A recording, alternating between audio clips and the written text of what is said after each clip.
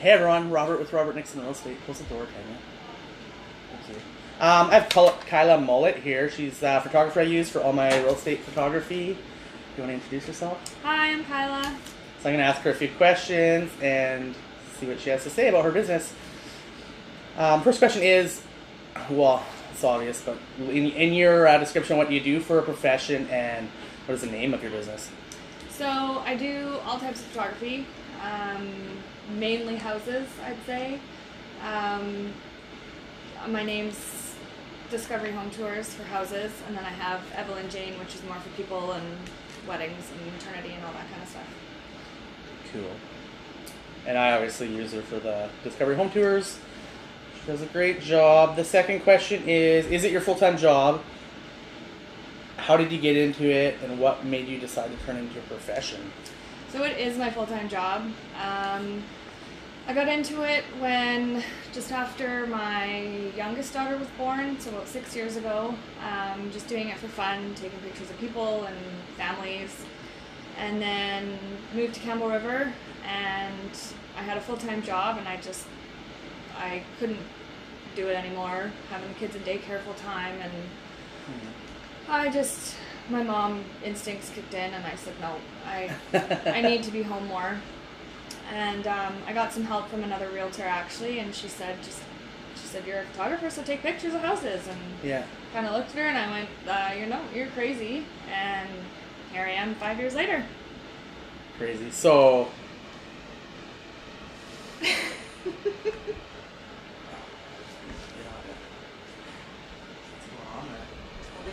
This is still on? Yeah. Okay. This is where we should use that one. Yeah.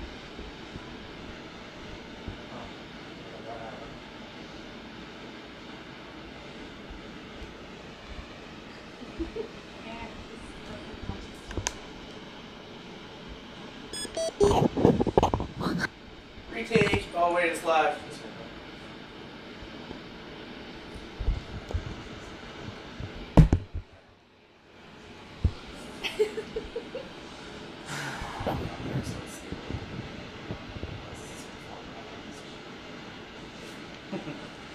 And the benefits of Facebook Live. So I added a new microphone to this thing because some of them were pretty quiet. So I need to get a cord, I think, and extend the microphone and not have it attached to my phone that's in my Smooth mobile. So anyways, we'll edit that out later.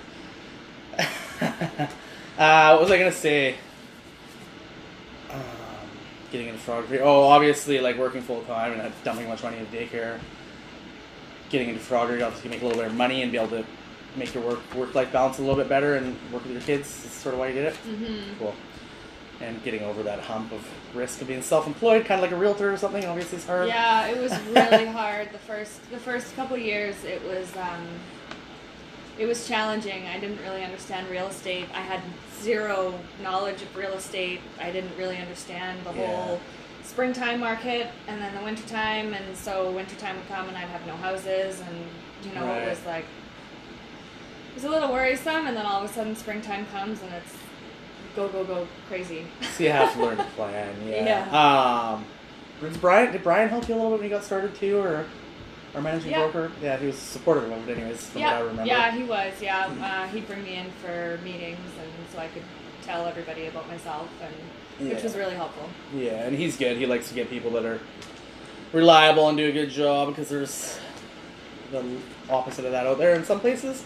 Yeah. So how many years have you been doing photography? Obviously you started when you were pretty young, so maybe when did you get into it, and how long have you been doing it professionally?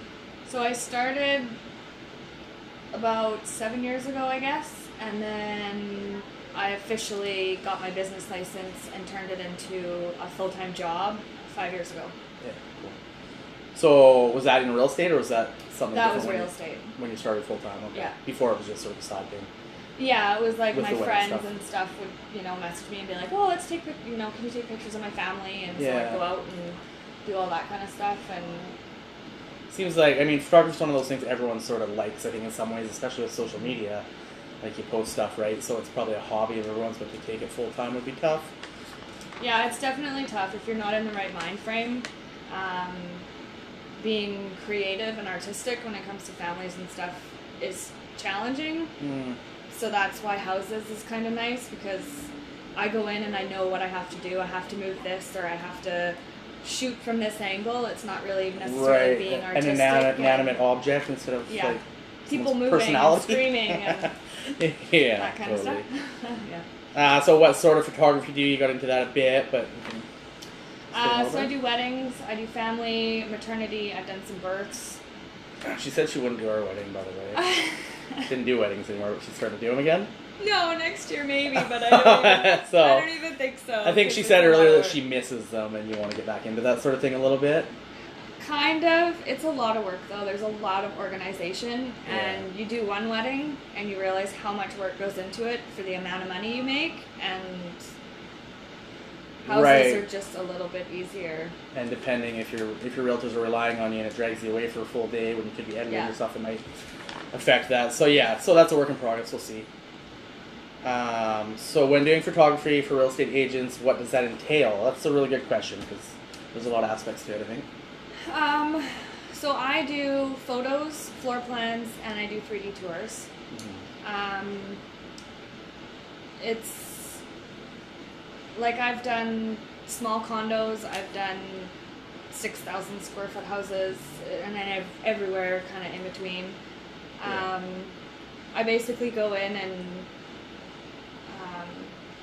see how the house is laid out first, and then see what I want to move. And sometimes the homeowners are like, oh, I already want to move this stuff, and then sometimes I'm like, okay, well, we need to move this and this. And sometimes I go into houses and they're vacant, and I don't have to move anything, and sometimes I go into houses and Or they're staged already, maybe. Too, they're with how- staged, yep.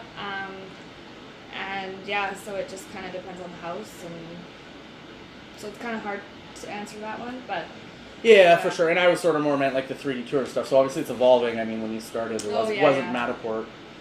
They were saying at a meeting that within 10 years, you're not even going to go into a house. You're going to be sitting here with things on and your 3D goggles that you already have. And it'll be like you're touching the stuff in the house. Mm-hmm. So it'll be you going in there and the buyer won't even go in until inspection day, is what they're saying. But well, you got to be I sort of really- on top of that, I think. I really like the 3D tours because it's people who are out of town in Alberta. I actually had a realtor who did a 3D tour, and someone from overseas bought the house without even looking at it. Yeah, instead of And- doing like a Skype walkthrough or something. which Yeah, happens. and they were able to walk through the house and see how it was all laid out, and it was great. Yeah, it's pretty realistic, and you can I have an app, and I have these 3D goggles. So you put your phone in your 3D goggles, and it's quite realistic. Mm-hmm. Mine are just cheaper ones, but I'm sure you can get fancy ones. Yeah, and yeah. One day that's what we'll be doing in the office instead of going through. I'm sure. Yeah. How much notice? Well, this is going to depend. I'm sure vastly, but it's good for people selling a home to know how much notice they need to give.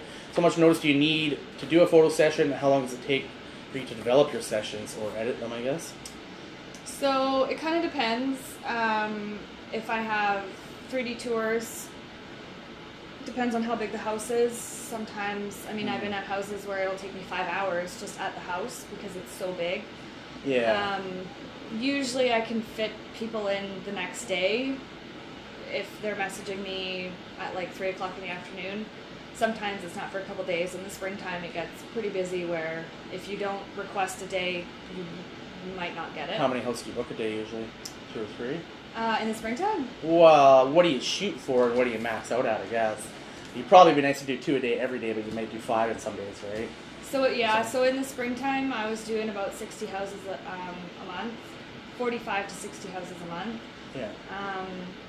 which was So that's 2 a day average, right? pretty crazy. Well, it kind of depended because I wasn't really working weekends. I'd do maybe one on the weekend, but for the most part it was, I'd book like 6 to 8 houses every day, and it was just go, go, go, go, go, go, go. Like and crazy. it was insane. And then, so turnaround time, you have to go home and you edit all that stuff at night. I know that. And then tries to get to them the next day. But also with Matterport and the 3D tour and stuff, there's processing times, right? That sometimes Yeah. a bigger house might take longer. Yes. So she's pretty good, but there's issues in the background, I think, too, sometimes, right? Yeah. So I've had Matterports where I've uploaded them, and for whatever reason they don't come back.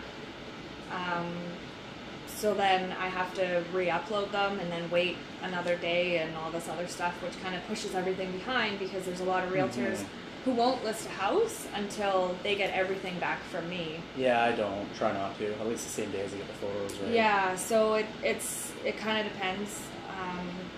But for the most part, I like to get all the photos and the floor plans out the same day, if I can. If not, I like to get them all edited and exported out of Photoshop, and then put into Dropbox and emailed the next morning. Dropbox. So yeah, me and her, I was one of the only realtors doing it with our new exposure back end. And it was kind of a communication thing because not everyone else does it, and it really didn't work for us. So she's just going to send them to me via Dropbox from now on because it would screw up every time. And it was like, I'd spend an hour at the computer or 2 hours at the computer, and I'd call on her while she's working, and she'd be resending me files. And it's meant to be quicker, so she just uploads them, and all I have to do is put my listing in and make the address match, and it's done. So there's no back end work for me, but it didn't work. No. So maybe eventually, but they're talking about getting rid of exposure, so who knows, right? Your favorite type of photography to take? That's a really tough one. I'd have to say, all in all, real estate photography. Yeah. To be perfectly honest, I love it. It's so much fun. Is there any particular real estate photography? Like, would you rather do a mansion over a mobile or a raw lot on the beach, or? No, not really. I love photographing houses because it's taken me everywhere. I've gone Comox, I've gone to Cortez, Quadra, I've gone to Port Hardy. Like, I get to go to all these really cool places that I don't necessarily have time to do. Mm-hmm.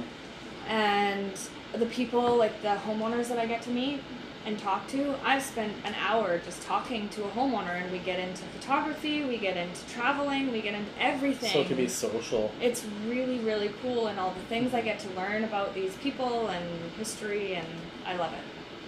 Cool. I like that part of it too. You get to move around, and I think when we did Jordana, that was as an appraiser, that was one of the things she liked. Yeah. You get to meet lots of people in different walks of life. Every day. You know, like, I don't go into the same house every day, so it's like every day is a new adventure for me, and it's like, what's going to happen today, and what is the house going to look like? Is it going to be brand new? And yeah. What obstacles am I going to have to overcome too? Yeah, exactly. It's been a little slower lately. The Christmas coming and stuff, and I hate being in the office every day. It's been really slow, yeah. What am I doing? Yeah. But at least I can leave when I want, and if I have appointments, I can go to them. Yeah. What would you say is your biggest accomplishment as a photographer? So, going out on your own is pretty huge, I think, for anyone to take on that as a business, for sure. Yeah, I'd have to say being 5 years into it and being as successful as I am, I love that I get to do this every day. And I mean, there's some days where it's like, I really don't want to do this and this sucks. But 95% of the time, but 95% of the time, it's like, I love getting up and going to houses, and so I think that's probably one of the biggest accomplishments, is the fact that I've succeeded and it's still growing. Yeah, that's good. You're not wondering where your next deal or your next session's gonna come from. You got enough. Well, in the wintertime I do. You got a plan for that. But I know once, like, March. Usually in March, April, it starts to get busy, and then it's like my phone goes from silent to like going off 24/7. Do you have any goals to move forward to grow it? Like, I don't know, you referred me to her once when you were away and stuff, the girl and Courtney. They have a few people on their photography team. Do you plan to grow it so you have more than one person, like another employee working for you doing stuff, or doing the editing maybe? Mm-hmm. Yeah? Yeah, I have done that in the past, actually. I had someone who did my editing for me. She has since moved away, but it was helpful in the fact that I got to spend that time with my kids when I got home after work, and I wasn't worried about having to edit and all this other stuff. I could sit down and have dinner with my kids and be able to cook dinner and not worry about editing and all this other stuff that was on the back of my mind. Yeah, run your business more efficiently, sort of, right? It's same with real estate agents. You get to a certain level, it's like, you can be renting offices and stuff at midnight if you don't have someone else working on your listings and stuff, right? So yeah, but I would definitely like to have someone else part of my team to help me with some of the background stuff, not necessarily booking, because that's kind of tough to do if they don't know my schedule and all that kind of stuff, but help with editing or help with some sort of emails or a website or something like that. Cool. Most challenging part? We discussed this briefly. So. Well, I'd actually have to say probably booking times. Yeah, so fitting them in. Oh, how long? How long they are. So, like, a lot of the time I'll forget to ask how big a house is. Or you'll email me and say, hey, I need photos done at this property, and I won't confirm if you need what all you need. So I'll go and do photos, and you're like, hey, where's the 3D tour? And I'm like... And it takes a lot longer, right? Yeah, and so I'm like, I didn't realize I had to do one, so then it's rebooking and that kind of stuff. And so I'd say that's probably the most challenging part, is just I have to be a little bit more organized. She'll always get the shots in there for me now. Yeah. That's a dude thing, I think. You get female realtors and they don't have the measurements of a shop. And I'm like, oh, really? It's got a 25 by 50 shop with a freaking crane. Like, you got to put that in there. Yeah. But I'm a man and I used to be a mechanic, so it's important. Most challenging... Any advice for someone who might be interested in becoming a professional photographer? Would you be taking someone on to train them, maybe, or no? I would take someone on to train them if they were, like, going to work for me doing houses and stuff. But I'd say probably to not worry about, like, other people and what they say, and when someone gives you criticism, don't be offended by it and don't take it to heart, but, like, use it as a learning tool and be like, okay, so how can I do this differently? And, you know, and I don't know. Yeah, pictures would be a hard one. I mean, you see pictures online of the reflection in the mirror of someone, right? And it's done with a cell phone. It's crazy, right? So it's worth the money to hire someone professional that has the experience, but obviously got to get those amount here, right? So, but I just have to say, like, just do your own thing. And some people might not like your work, and that's totally fine. And I've had that before where they're like, you know, I don't like it. And it's like, okay. Even with, like, the house stuff? Fine. Oh, yeah. Really? They just take different tastes, like, in so different, like, lightings or different colors or, like, all this kind of stuff. I edit a certain way, and I mean, every photographer edits differently. Yeah, I guess so. And for brightness so and it just depends on them. And I try to take pictures of a house to sell it. I'm trying to get people to come into your house, and the more people that come through the door, the more likely you are to have an offer. If you have photos of a towel rack and a window, people can't see the house, and they're like, okay, I'm going to go on to the next one. So I use good gear, and I edit the pictures to make them look nice. And I find it funny because you get, like, from the client perspective, you get all sorts of, oh my god, it looks way nicer in the pictures. Yes, I get that. I mean, that's huge, and I just look at people, I say, if they didn't do professional photography, you probably wouldn't be here. Yes. And the ones that look like crap are not getting walked through as much or sold for as much money because they're not looking as good, right? And it's better for it to look better, I think, in the pictures than look like complete garbage and not even have someone come through. You get 10 people through and 2 of them are like, oh, it looks way better in the pictures, I don't want it, compared to having 5 people through because it's crappy pictures, and obviously that's better, right? So. I've had a few people who have like, the house is sold in 48 hours just because of the photos. And it happens more often than not, actually, where realtors are like, so the house is sold and it's all because of you. And I was like, oh, well, that's good. Mm-hmm. So, and I did a little video earlier, and I always do professional photography. I have a listing out in the Gold River. I was almost going to get you to go up there, but it was tenanted, and I just snapped some. So if it doesn't sell right away, I might get you to go up, but it's only $100,000, so it's... Well... And we might get an offer today. There's already a showing, so it's one of those things. But in Campbell River, like, even my mobile homes for cheap, I do professional photography just because I don't even know what you charge me for it, but to make it look good, and it was nice, right? So yeah, it helps. Yeah, but it's worth it, I think. For sure. I think that there's a lot more houses that sell because of professional photos than just people doing it on their own. Especially when the market's changing like it is starting to do a little bit. Obviously, you want it to look as good and stand out from the other ones if half the houses are selling compared to before. Well, it's not that bad yet, but the market has changed and there's not a lot out there, right? So Cool. That's it, I think, unless you have anything to say. No, that's everything. Cool. Thank you for coming in. Yeah, no problem. Bye, everyone. Bye, guys.